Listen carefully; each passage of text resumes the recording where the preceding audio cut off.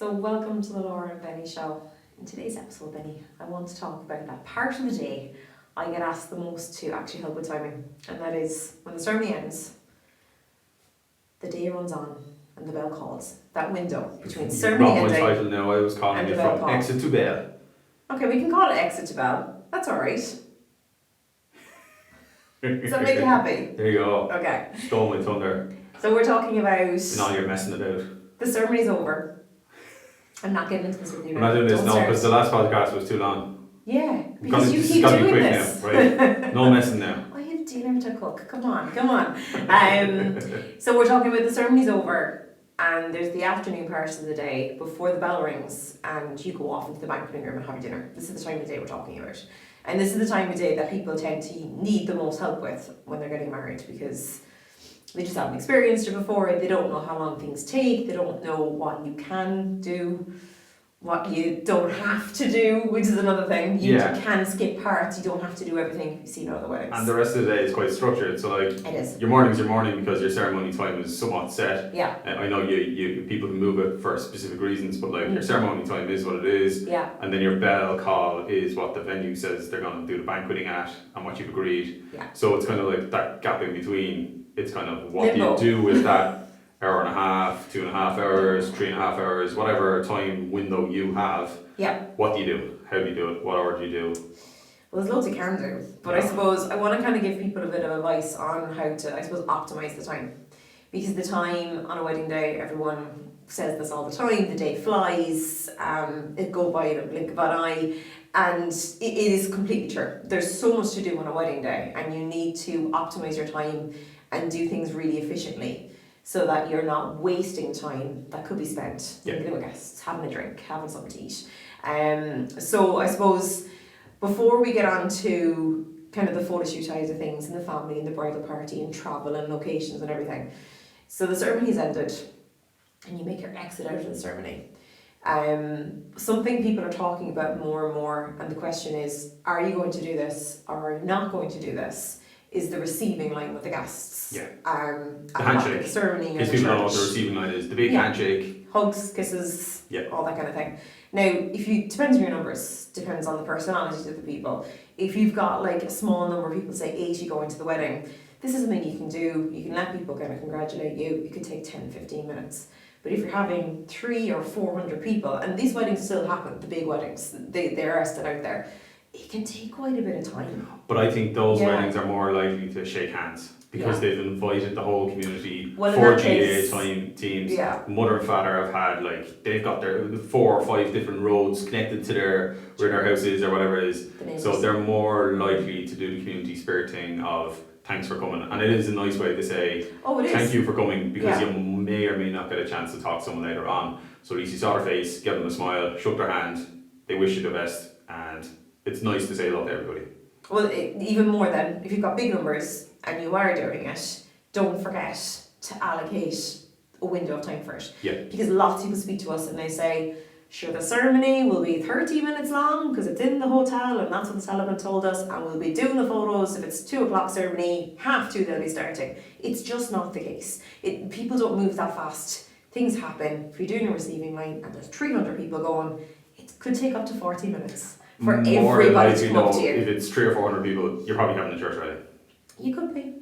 Give him the profiling. Okay. Ooh, careful now. Profiling. Are we allowed profiling or not allowed profile? No, that's not profile. If we're going through the airport, we're allowed profile. Profile the hell out of people. That's not profile, but you are right though. You do tend to see the big weddings in a church wedding, but we have done big ceremonies outside of churches as well. Yeah, true.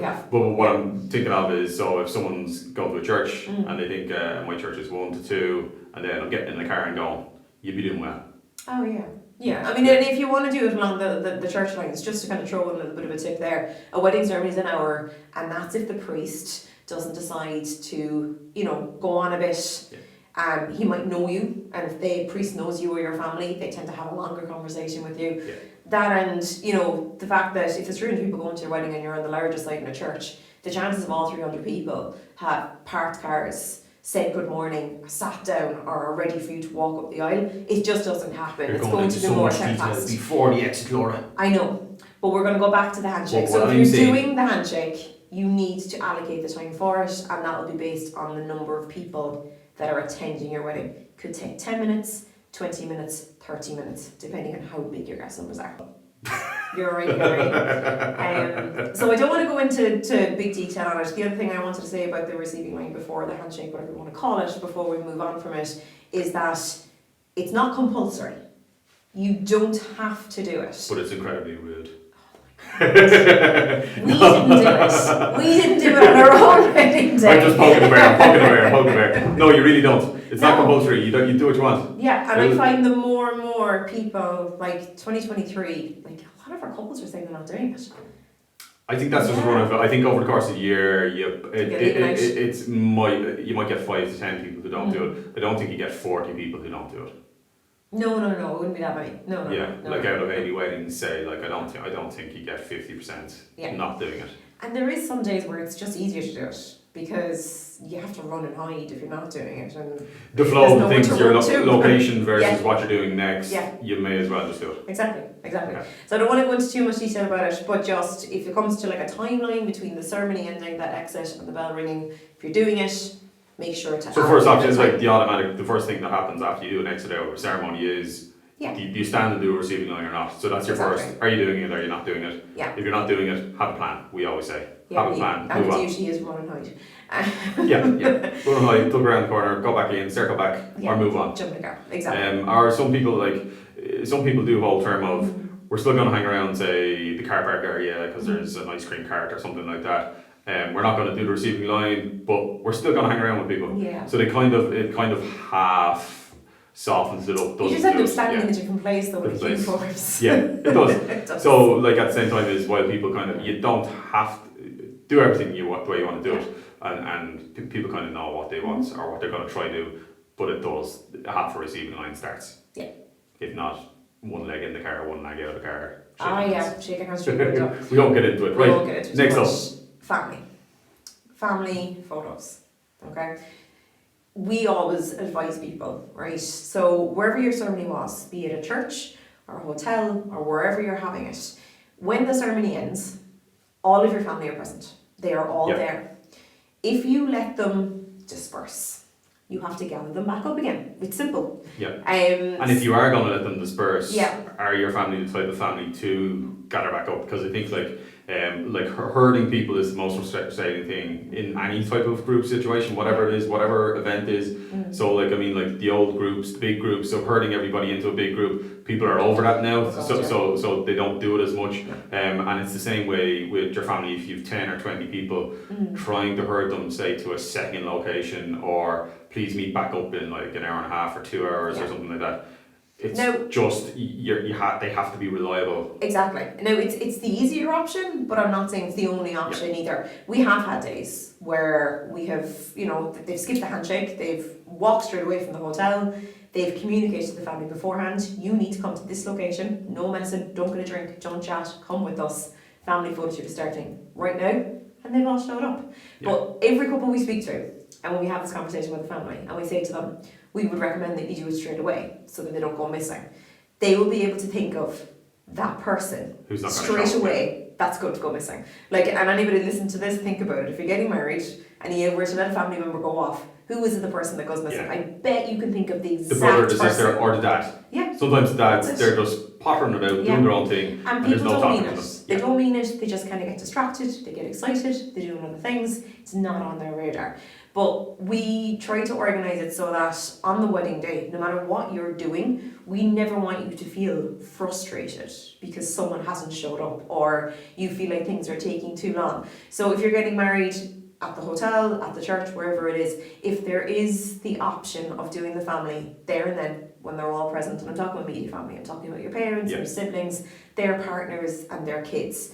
And there might be a couple of grandparents if you're lucky enough to still have grandparents, but I'm not talking about all the first cousins, the second cousins, the aunts and uncles. If you start to get into that, we're talking about time, and time is precious. We can't create time for you. The clock is ticking as the day goes on. So you do need immediate family. Over the whole 2 or 3 hour window is what do you want to spend your time doing. Exactly. And the majority of people want the important family photographs, but they also want to get to the drinks reception later on. So they kind of balance it up and they understand that. Yeah. So if you can communicate to your family, if you can do it where the ceremony space is or close to the ceremony space, immediately after the ceremony, and they're all standing there and ready to rotate it in out of photographs, 20 minutes, done. And there's a momentum to doing things. Yeah. So for instance, like if you break that momentum, it kind of means you have to kind of go back on track to ticking boxes and getting things done. Well, you're circling back on yourself. Yeah, so where the ceremony's done, you've done a handshake, you get the family done, you go off to the photo shoot location, and it's really nice to arrive at a hotel, and it's like, for everybody, the couple, the guests, and for us, it's like, we've done everything we kind of feel like we have to get done, including the couple. They feel like it's not at the back of their mind that, oh, I really still want to get my family photographs and don't want to miss the family photographs. It's like you get to the hotel, drinks reception, you're hanging out with people, and the momentum is with you to kind of enjoy it, and you totally relax. Yeah. You're relaxed before the bell call happens and the rest of the night happens.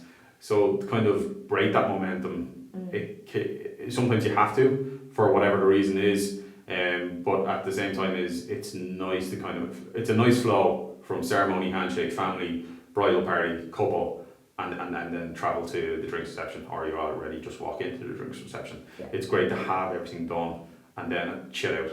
Oh yeah, and it genuinely works best. Like from all the weddings we've done, this is the type of thing that just flows. Yeah. And if you listen to one of the previous podcasts we did about kids at weddings, and we were talking about, not leaving it too long after the ceremony to get photographs with kids. Kids get messy, but so do adults.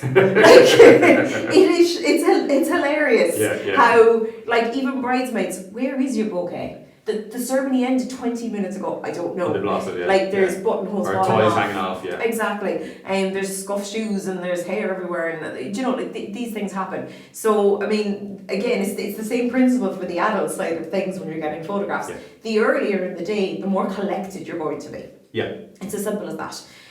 So yeah, if you can get the family done early and in the same location as your ceremony, brilliant. If you can't for whatever reason, and there are so many different factors to different people's wedding days, don't stress about it. Don't be thinking, oh God, I can't do that at my wedding for this reason. You just make a slightly different plan. But if you are letting people walk away from you at all before the family happen, the communication has to be so strong. You have to let them know the exact spot to meet us in and the exact time this is going to happen at, and exactly who is needed.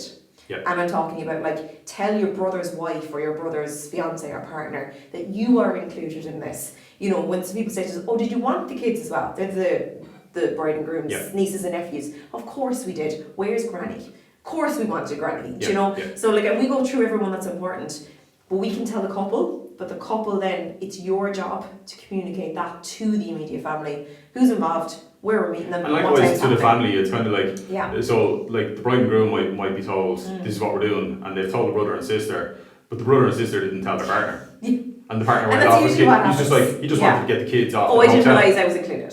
Yeah. And it's kind of like, it's along the chain is, just make it clear, it's important to you, you want to get the photograph. Yeah. Everybody's getting in the photograph. Yeah.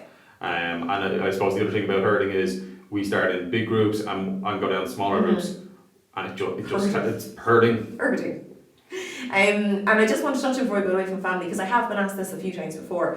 Some people will say to us, oh yeah, great, we'll get the family done at the church, that sounds like a great idea. And then sure, we could do it again at the hotel. The hotel is lovely grounds. Never ever do your family twice on your wedding day. No matter how much you try, there will not be enough time. And if you actually prefer to spend time redoing something you've already done, then spend the time in your drinks reception. That's something you've chosen to do. But I would never, ever, ever recommend to do it twice. When you're at the hotel, you might get the aunts and uncles together if you want to get a picture with your aunts and uncles. Godparents, friend groups, a lot of these things happen naturally anyway. Like, it's an art. I mean, we've got a good little system whereby we get family done in a nice, tidy way. Yeah. And the amount of people, even videographers, or people go, that was great. It felt like it was nice and tidy. You knew what you're doing and moved on. So that can be an art in kind of getting it once. And then to kind of go and request it again. Is everybody going to be as committed to the situation? And it's like, what value are you getting out of that again? Exactly. In the location of the group again? When you could actually be in your drink reception chatting away to your mates. Yeah. So that's the family. Done. Okay, put that to bed. Stress. stress gone. The rest of the day is easy. Oh, like seriously, once the ceremony is done and you get the family photos done, my whole body, like my shoulders go from up to my ears to just like, relax. Because it's the hardest part, especially when there's kids involved. And then I suppose what I want to go on to next, unless you've got something else written on your sheet of paper over here. Very tricksy now. Very tricksy. Would be the bridal party. So your bridal party photos, I'm talking about your bridesmaids, your groomsmen, there might be a couple of flower girls and page boys, but with the flower girls and page boys, depending on the location you want to go to, everyone's different, and we have brought kids to separate locations with the bridal party, done them first. And when it's worked at different locations, is whoever is bringing them is actually a really good, reliable and responsible person. So they bring them, they look after them, and then they bring them away. I am not responsible for your children. We get it done nice and tidy, but like they're really good. They actually show up. And the bride and groom are kind of like thinking, where are they? The kids, something. But ideally though, again, at the ceremony space wherever it happened, would be to get a picture with the kids and the bridal party and not have to bring them. Because sometimes you're going to a beach, or you're going to a cliff, or there's a pond in the middle of the park, and sure, they're kids, they could have something. Now in saying that though, bring them if you want to bring them, but as you said, you need to have someone that's there responsible it's like the momentum of getting things done, and it's also the momentum of attention. And as soon as you they understand, like, we're doing some activities then, but it's like if you bring them to, say, a hotel, they're like, well, I'm in this big hotel and I'm having fun. I'm fun. Yeah, exactly.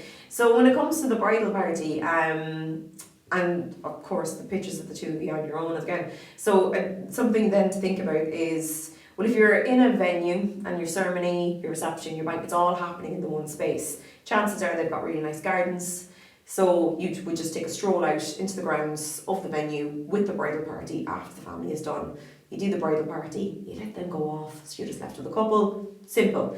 But a lot of the time you are moving between different locations. Ceremony's one location, your reception venue is a separate location, and then you might have one, ideally, sometimes two. But I want to go to the forest, the beach, up a mountain, to a windmill.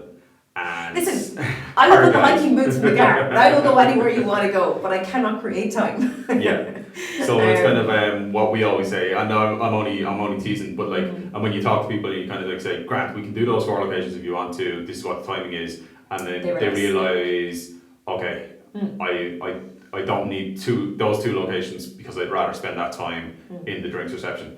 So just be aware of the travel to the location, travel away.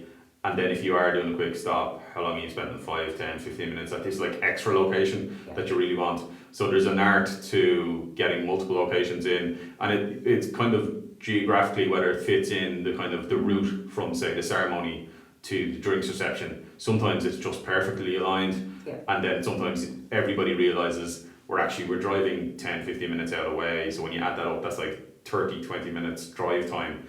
Do you really want to do that extra drive time when you're already doing a drive time to the main location and the reception?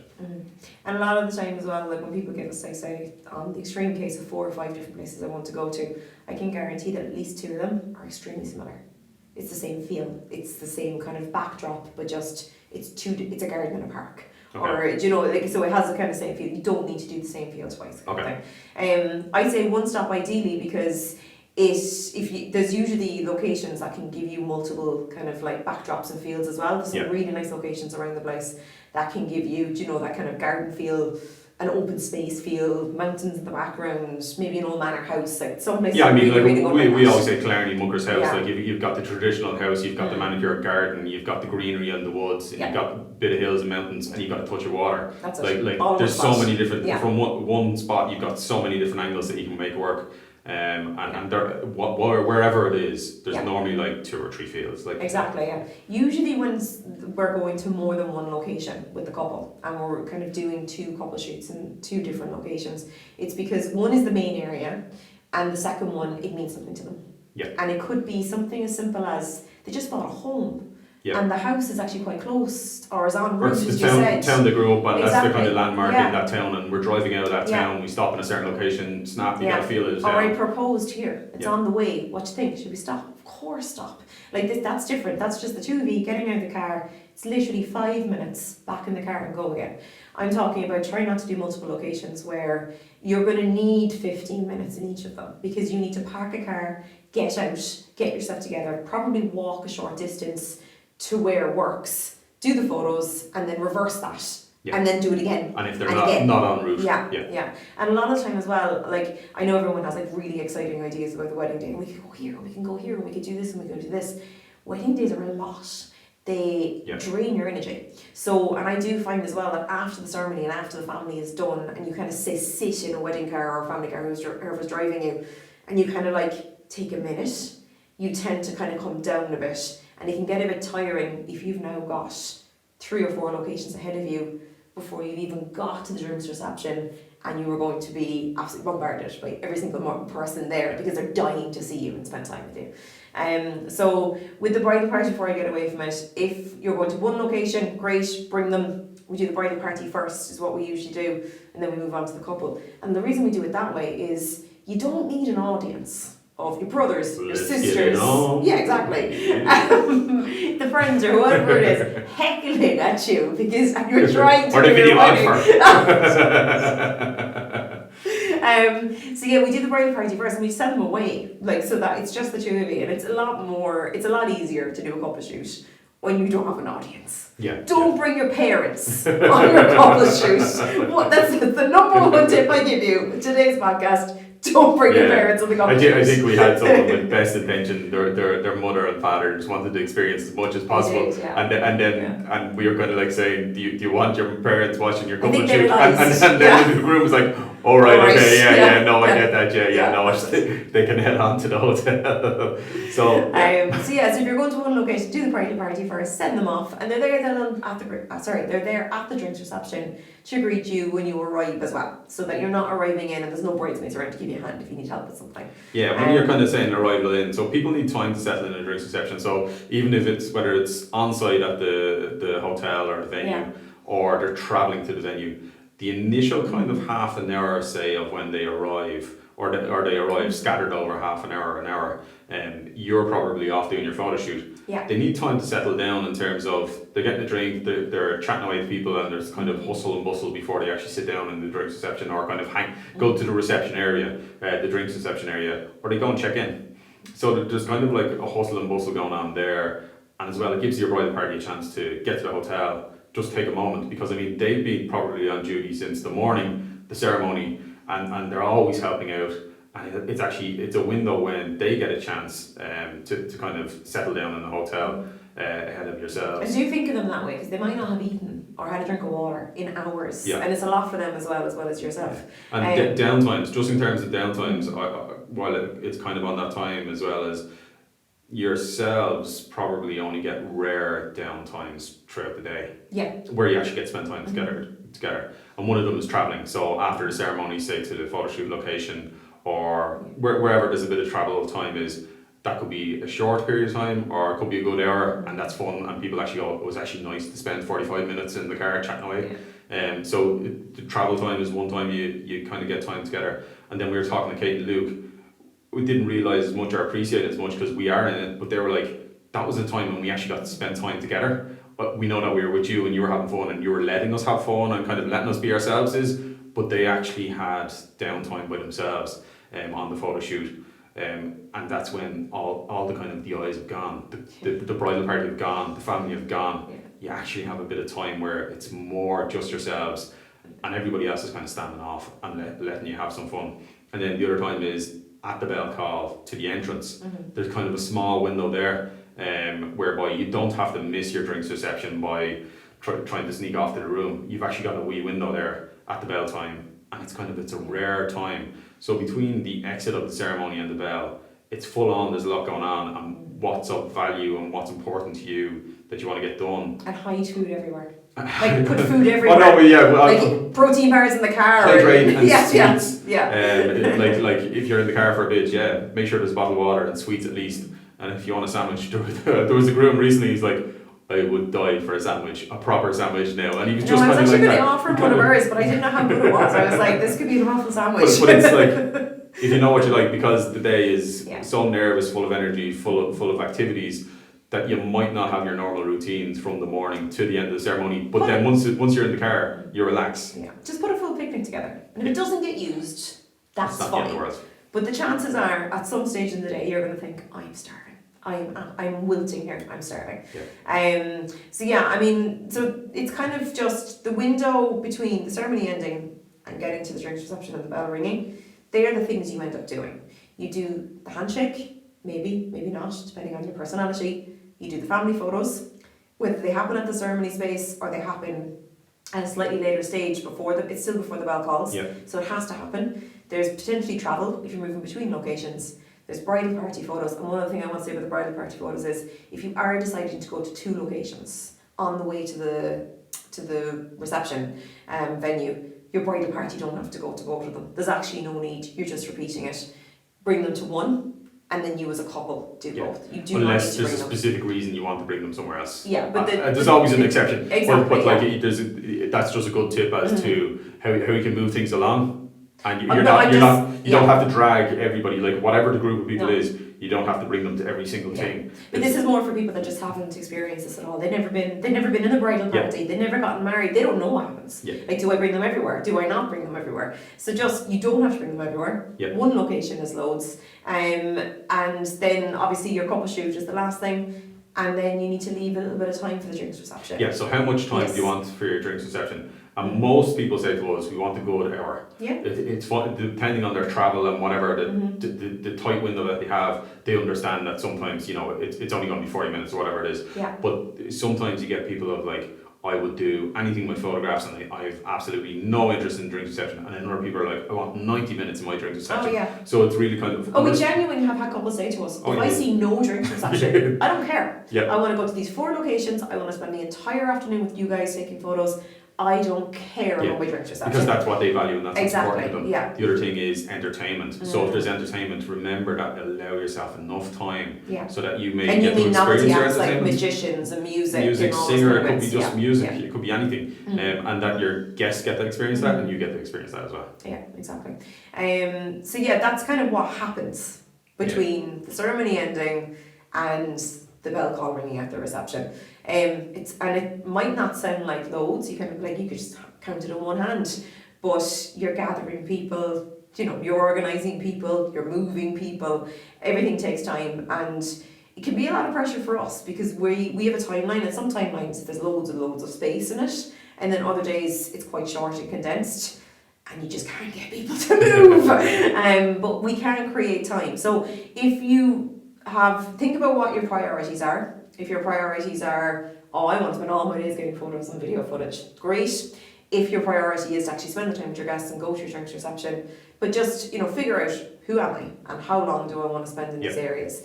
If you are having a photographer and videographer, chances are they've probably got a similar style. Some days they don't. If the videographer needs extra time, find out, do they want extra time, separate on their own, and factor that in as well, because they might want to get like some epic drone footage or something where it's just the 2 of you out there and it's going to add 15 minutes to the actual shoot. But just if you time it right, the day can be just beautiful and it can just flow along, and most people say that to us. I did feel like I just floated along and it was lovely. But if you plan it, like really plan it beforehand, the day will be beautiful. Hey,